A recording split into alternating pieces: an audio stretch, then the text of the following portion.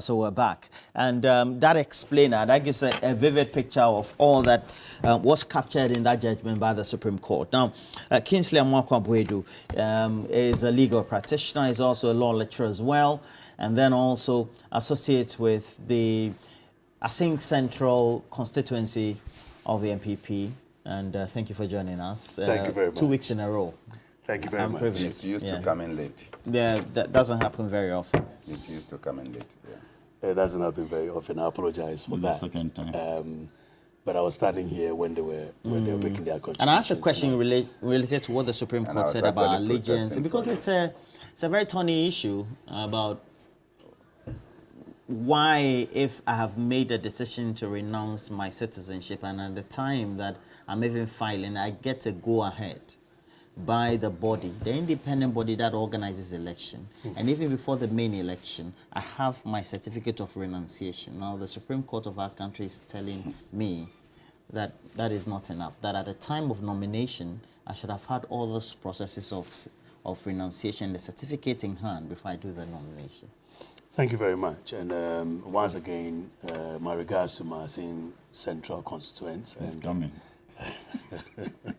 And I think the antecedents of this case cannot be taken away from the previous judgments, especially the latest one, the most relevant one being the senator matter. Yes. Okay, and so it used to be the case that if you have other nationalities, and when we go into it, we realize that the constitution objectively in Ghana relates citizenship to allegiance. All right. Now, before even we get there, it used to be that you come in, you stand for elections. When you win, you renounce your citizenship to any other country before you're sworn in as a member of parliament. That used to be the case. Now, then Adamu Sakandi matter happened. Now, the facts about that are slightly different from this, because even it was proven that even in court, that even when he was a member of parliament, he still held on to other passports. All right. But then you see, when a matter happens, there is what makes it personal to the parties involved and what the court sets as the rule or the guiding principles for all of us to follow. Now, the guiding principle was that allegiance, citizens can be equated to allegiance, all right? And that you should have renounced it before being sworn in. And because when you were informing the member of the Electoral Commission that you only held Ghanaian citizenship, you had lied to a public official. We can go into the merits of that, but you see, because that matter is also sub judice, as in the judge question is still before the criminal court, I would veer clear of that. Now, when it comes to... But why do you talk about it? Oh, we can mention it. For mischievous purposes. No. You see, today, you are doing more politics than addressing the people of Ghana. Let's address the people of Ghana. But that's what you just did. So, because of that,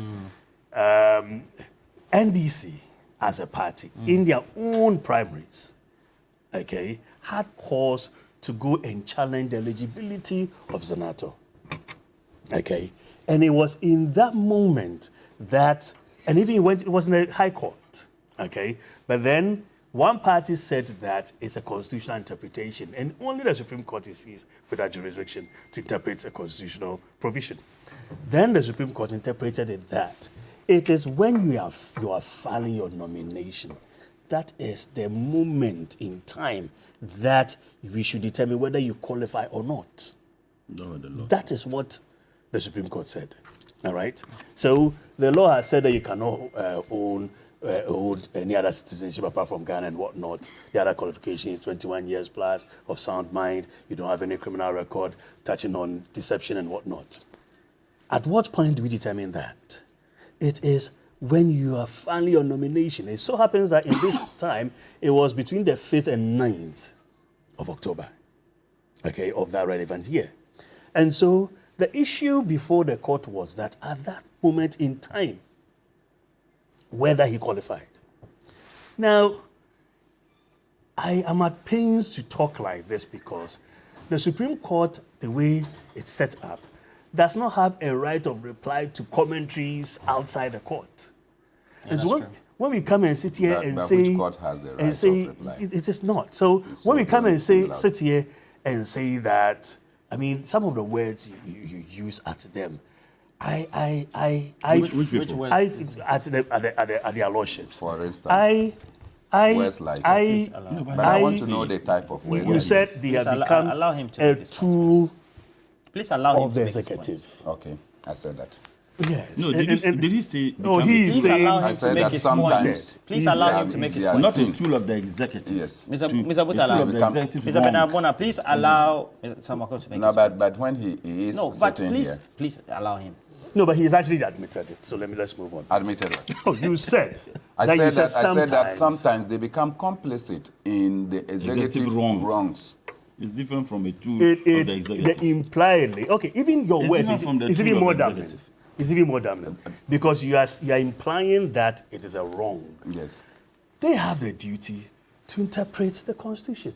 Now, parties bring their matters to them. They determine it. How could they be wrong? We have a duty to disagree with what they and in so doing, it is complicit with an executive wrong. That creates. You see, You're finished. I'm careful when I'm discussing any of the courts. Then we're talking about the final court, the apex court of Ghana. We should be a bit decorous to them in a sense that they only do their job.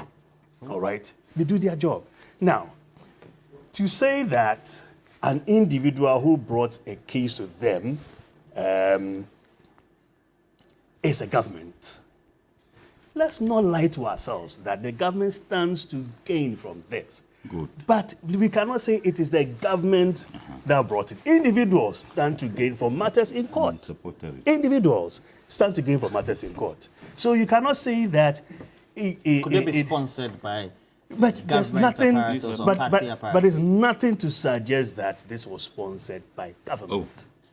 Really? If you're even saying that party, Because I tried to I draw would that tend to conclusion. agree with you because it is party lawyers that took it to the High Court.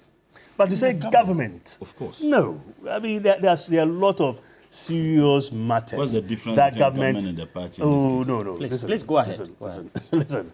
Let's not make it So too it's telling you I was right. too pedestrian to the extent that we now When have you to say define. when you say pedestrian, not what do to you say. mean? We have to Please define. go ahead. When you say too pedestrian, what do you mean? please. I No, but mean, when you I say mean, too pedestrian, what do no, you don't mean? take offense on that. No, I'm not. I'm just when you say Yeah, that, so what I'm do you mean? explaining it. I mean, otherwise, every word or phrase we use, we have to explain that way. Then, So, but that is not pedestrian. You are Okay. supposed to educate and inform the public. Precisely. So, if So you I'm- make a statement so- that so- even Alright, so- alright. so- seated with you, Okay. I don't get it. I'm informing. I'm informing the public. So let me land. So don't I say think it's- when I land, probably the import of what I'm trying to say will come out. I was Now, denied from London by Now- Roland. that is. You see, before I came in, my Please two go ahead. brothers You denied me from were London. arguing. Please go ahead. Don't let it spill on me, okay? Please go My ahead. brothers. Please go ahead. Now, let's come back to the substantive issue. Allegiance. Renunciation. Yes, renunciation. Now, we cannot interpret the law, all right, as to what obtains in other countries to the detriment of our local laws. Our local laws must be interpreted. The Supreme Court's judgment and decisions on this is final. Other matters in other jurisdictions are only of persuasive effect. But let's look at the Canadian law. The Canadian law itself says that you must apply, all right? You must be given a certificate. And on the face of the certificate, a date is stated that from this time onwards, you cease to be a citizen. It's for good reason.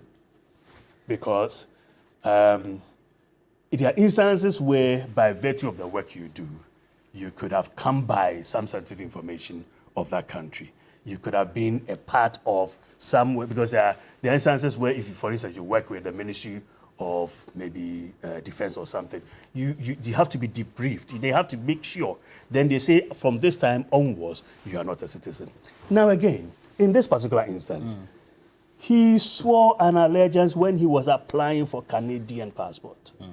Okay, so let's not even muddle with whether he's a citizen or not. He swore because you're a Ghanaian. You go there, you perform the ceremony. At that ceremony, you swear an allegiance. And the court does make an allusion to becoming a British citizen, and in that swearing of the oath, in that juxtaposition, Yes. says that I will be faithful and bear true allegiance to her queen, and then her heirs and successors according to Precisely. etc. So now, That said, at the time that Jachikwesin was taking that oath of office, he had renounced his citizenship. oath of office for... As parliament. Yes, as a parliamentarian. Yes. And so, in effect, he didn't owe any allegiance to any country except Ghana. Precisely, because you see, you are going by Parliament Act and Representation of the People Act, but those are subservient to the Constitution. I agree. Okay. Now, the Constitution has determined Article 94, all right, 1A, B, C, and whatnot, to say that at the time of filing your nomination, that is the relevant moment to determine whether or not you qualified to stand for that election. And that was what was before the court. We cannot pull it, but otherwise we are going back to what pertains before the Musa Kande matter and before especially the senator. Remember the senator matter was whether, because she wasn't a registered voter then, and the constitution is clear that you must be a registered voter before you qualify to become a member of parliament. But you see, as I said, matters are personal to the parties in court.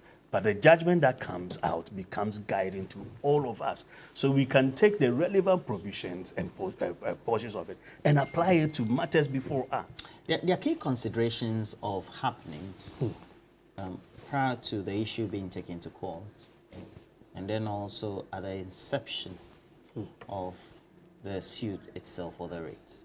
And it's about effort to make sure Jachikwesin, as an elected member of parliament at the time, was not even in a position to take the oath of allegiance when the current parliament was being inaugurated. Yes. It gives a certain supposition that the state apparatus were making effort to frustrate all attempts to get him into parliament and swear that oath of office. Okay, sorry. Outside this judgment, it gives a certain perception that cannot be, all these arguments could not be made outside all those activities, irrespective of what the judgment of the Supreme Court is. What do you say to that? Okay, so just like we have stated that the state, I mean, not even government, so there's a difference between the state, the government, and the party. Sure. All right. Now, the state institutions are the courts and whatnot, all right? So to say that the state apparatus, probably you meant the government, isn't it? I mean the state. The state itself. I'm claiming the state. Oh, okay. Then, see, the state did not take, it was the party, all right, the NPP party, that was opposed to that because an injunction had been placed on him. Now, my brother Bramona was saying that in other judgments, there was no injunction placed. And so the people were devoid, they didn't have any representative.